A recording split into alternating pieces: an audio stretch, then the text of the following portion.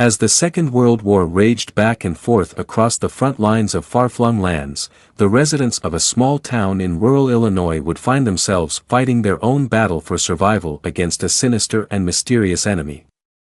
This week we ask, who was the Mad Gasser of Mattoon? On account of her husband working as a local taxi driver, it wasn't unusual for Aileen Carney to be alone of an evening, with only her 2 young daughters for company. However, on the night of Friday, September 1, 1944, she had felt sufficiently vulnerable to have asked her sister to come and stay with her.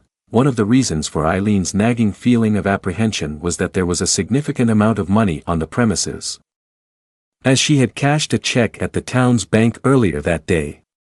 The house was single-story, and with all the windows needing to be kept open to counter the stifling heat, the possibility that someone in the small town might have known of the transaction had persistently gnawed at her. A quick glance at the local newspaper at morning had done little to alleviate Aileen's worries. In addition to an increase in reported prowler incidents in the area of late, the Mattoon police were also currently engaged in the search for a German prisoner of war who had escaped from an internment camp in nearby Peoria. But for now, there was little more she could do other than hope that Bert Carney came home from work a little earlier. As she lay in bed comforting one of the girls, the nervous housewife thought she noticed a slight movement outside the open bedroom window, but when she took a closer look, there was nothing to be seen. A few minutes later, however, she realized that the air in the room suddenly hung thick with a sickly sweet and overpowering odor. As she hauled herself up off the bed, Aileen realized that she had lost all feeling in her legs, sending her crashing to the floor. On the bed above her, 3-year-old Dorothy was sobbing, asking her mother why she, too, wasn't able to move her arms or legs. Their combined screams eventually drew the attention of Aileen's sister, Martha, who immediately ran to their neighbors to summon help. At the same time, as Aileen's husband pulled onto the driveway of the Carney premises, he was horrified to see a dark silhouette unexpectedly illuminated by his headlights, apparently leaning in through their open bedroom window. The figure was tall and thin, holding a long metal implement of some kind, and wearing an odd facial apparatus. With a cry of anger, Bert leapt from his vehicle and ran at the masked intruder, who immediately fled down a nearby alleyway. When he returned to the house a few minutes later, the bewildered taxi driver found police officers and ambulance men already in attendance, desperately trying to calm the distressed female occupants of the address. Within hours of the incident, the local press had already coined a nickname for this mysterious attacker, the Mad Gasser of Mattoon. Prior to the horrifying events that were to unfold there in the autumn of 1944, the town of Mattoon's only other claims to fame were that it had served as a staging post for General Ulysses S. Grant during the American Civil War, and that President Abraham Lincoln had once rested there en route to a nearby political debate. Nestled in central Illinois at the point where 2 major railway lines converged by the outbreak of World War II, the town was largely inhabited by workers from the local agriculture and petrochemical industries. The shadowy attacker first struck without warning on the evening of Thursday, August 31. Pumping an unknown substance into the bedroom of the Rafe family at an address in Grant Avenue, Mrs. Rafe awoke to find her husband collapsed on the bedroom floor, vomiting uncontrollably. As she clambered out of bed to assist him, she too then fell to the floor, completely paralyzed. It would be an hour before either of the traumatized couple could call for the authorities, who found nothing out of the ordinary at the house when they finally arrived. Since neither party involved sustained any lasting ill effects, the matter was attributed to a localized gas leak, until the police switchboard suddenly burst into life the following evening. Shortly after Bert Carney had lost sight of the intruder, there was a further incident reported in nearby Prairie Avenue.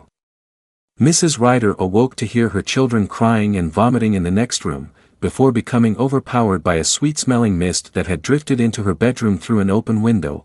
Whilst officers were en route to her address, they were informed a third incident of a similar nature had also now been reported.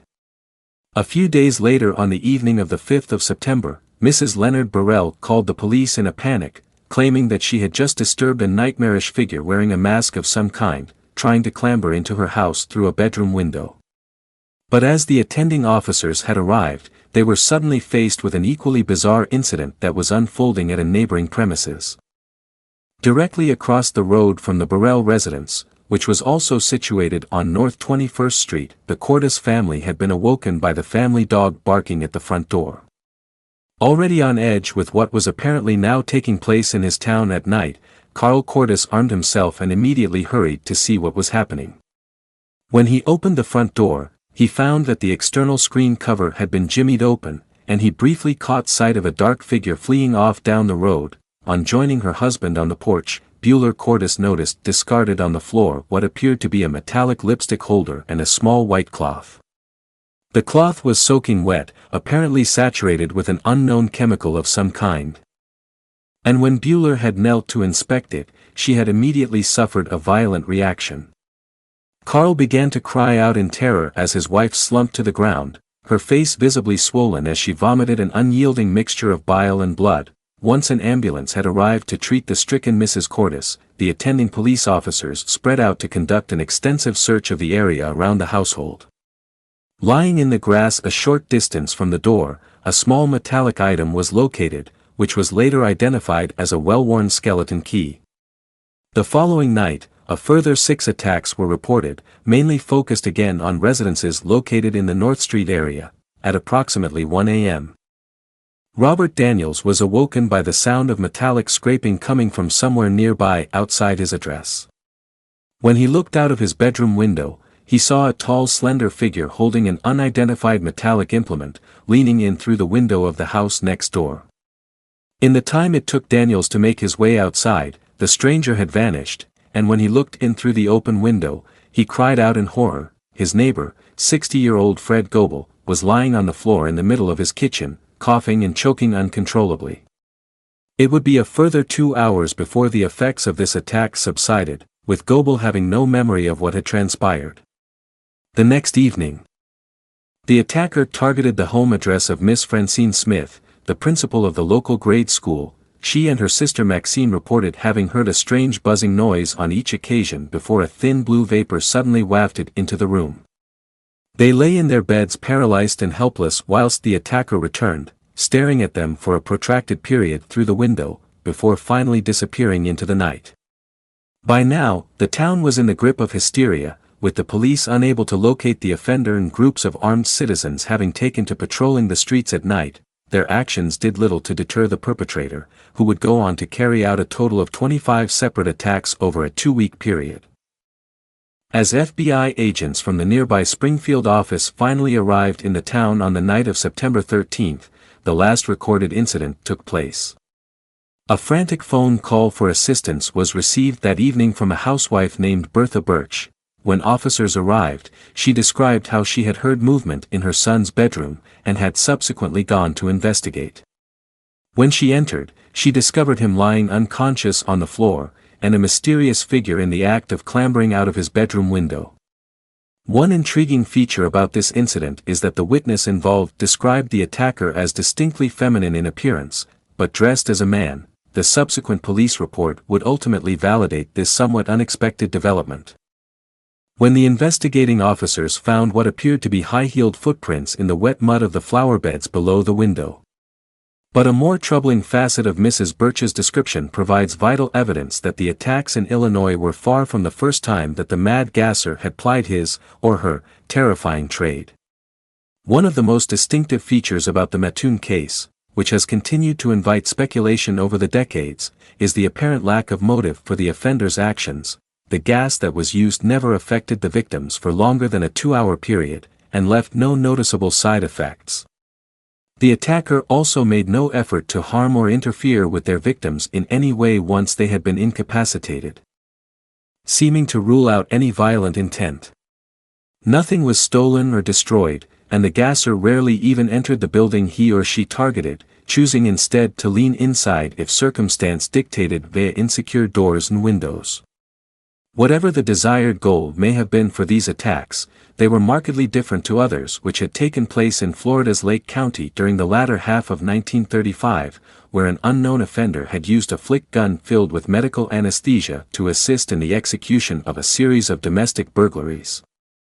The Mattoon attacks do, however, bear more than a passing resemblance to a series of bizarre incidents which occurred across rural Virginia during the festive period of 1933.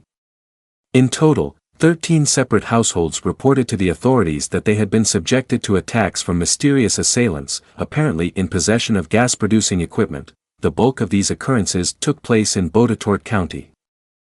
And unlike the Mattoon attacks, the intruders were often disturbed or chased away before incapacitating anybody in the households they targeted. It is clear from the police reports that there were multiple offenders involved, with between 2 and 4 shadowy figures seen running away from each premises.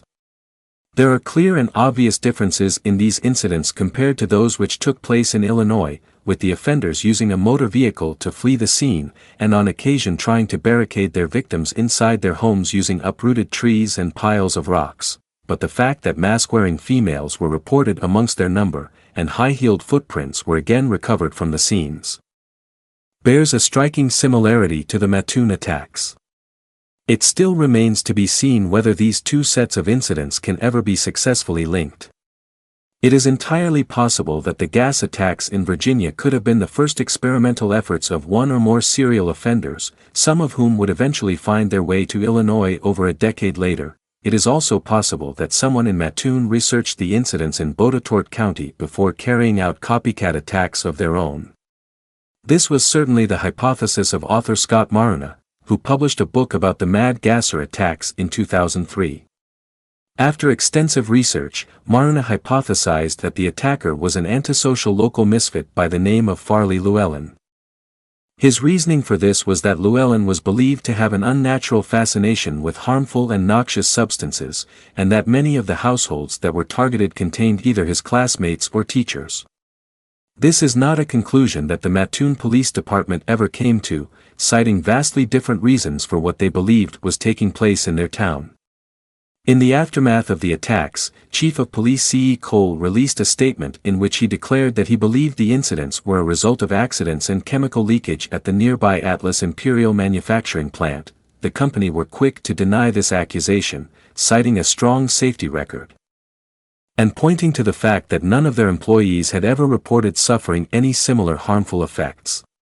Chief Cole then went one step further, declaring that he was fully of the opinion that no such Mad Gasser had ever existed, and that what had taken place in the town was a classic case of mass hysteria.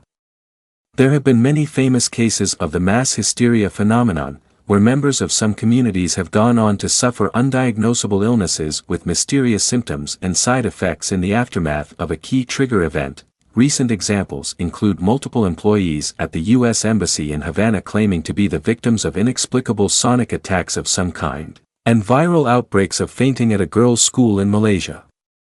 Cole believed that the idea of phantom gas attacks within the community had been planted by the initial incident reported by Aileen Carney, and in the aftermath of that report, suddenly every odd symptom or illness in the town was attributed to this so-called Mad Gasser.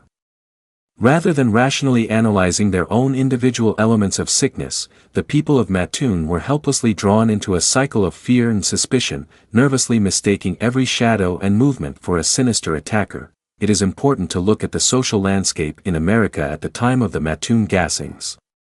The country had been at war for 3 years, during which time the government and media had repeatedly told the population to be on the alert for enemy agents and invaders. Any suspicious activity was to be feared and reported. This raises another hypothetical possibility that the gasser was indeed some form of Japanese agent or sympathizer.